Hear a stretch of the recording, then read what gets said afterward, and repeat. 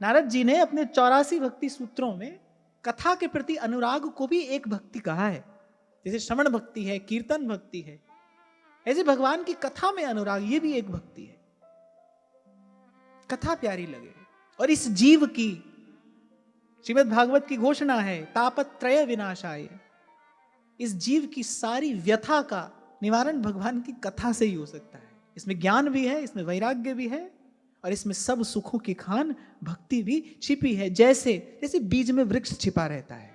तो इसलिए थोड़ा सा यहां आने से पहले और थोड़ा यहां से जाने के बाद ये कर्तव्य है हमारा, श्रवण के प्रति हमारा कर्तव्य है। और ले जाती है कथा आत्मनिवेदन तक।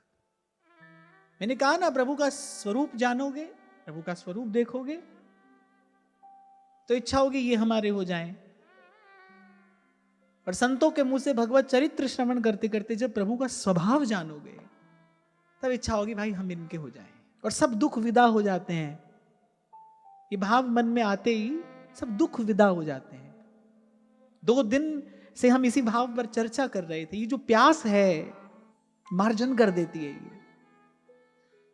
जैसे धो मांझ कर चमका देते हैं ना आप किसी पात्र को धो मांझ कर, ऐसे ये जो प्यास है ये धो मांझ कर चमका देती है पात्र को, जिस पात्र में रस ठहरता है। भगवदानंद आप देखो, अभी हमने 4 पंक्तियां गाई, मीरा जी की गाई। ये 4 पंक्तियां हैं। हम मीरा जी को गाते हैं, हम कबीर जी को गाते हैं, हम सूर तुलसी, हम नानक साहब को गाते हैं यहां, और आनंद में भीग जाते हैं। चाहे कुछ क्षणों के लिए सही, भीग जाते हैं आनंद में। और कोई बड़भागी हो वो तो भीगा रहता है। कहने का मेरा तात्पर्य ये, जब कोई एक जागता है तो वो अनंत अनंत काल तक जाने कितने सोए हुओं के लिए संभावना बन जाता है। इसलिए कभी आपको मैंने निवेदन किया था, आत्म कल्याण करना ये सृष्टि की सबसे बड़ी सेवा है, ये अस्तित्व की सबसे बड़ी सेवा है, अगर आपने अपना कल्याण किया है। और मुझे तो लगता है भाई, ईमानदारी की बात अगर हम करें तो पहला कर्तव्य है भी यही। स्वयं का कल्याण किए बिना जो उपदेश करने निकलता है, जो लोक हित करने निकलता है, वो अंत में खेद को प्राप्त करता है।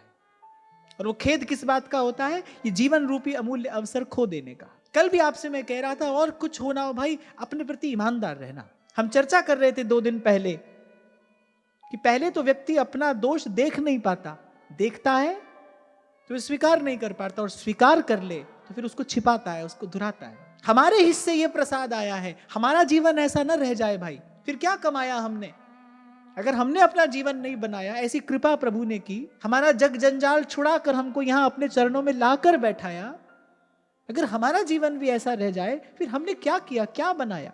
कुछ भी हमको यहां मिलता है ना, छोटी सी वस्तु भी कोई आपको देता है, आप उसको धन्यवाद देते हो, ये तो शिष्टाचार है। छोटी सी वस्तु भी कोई आपको दे तो आप धन्यवाद देते हैं, आप कृतज्ञता ज्ञापित करते हैं। प्रभु ने कितना बड़ा प्रसाद आपको मुझे दिया, ये कैसा अवसर आपके मेरे जीवन में आ गया। मैं तो अकेला बैठे बैठे कई बार बहुत देर तक विचार करता हूं कि वो कब से भटक रहे थे हम। अब संतों की कृपा से ये सुध आई है। और मैं तो ये भी नहीं कहता कि हमारा कोई पुण्य है, ना ना ना, पुण्य से तो सुख भोग प्राप्त होता है। बस भ्रम भूल में भटकते और उदय हुए जब भाग, और मिला अचानक गुरु मुझे। कितनी सुंदर बात संत कह रहे, मिला अचानक।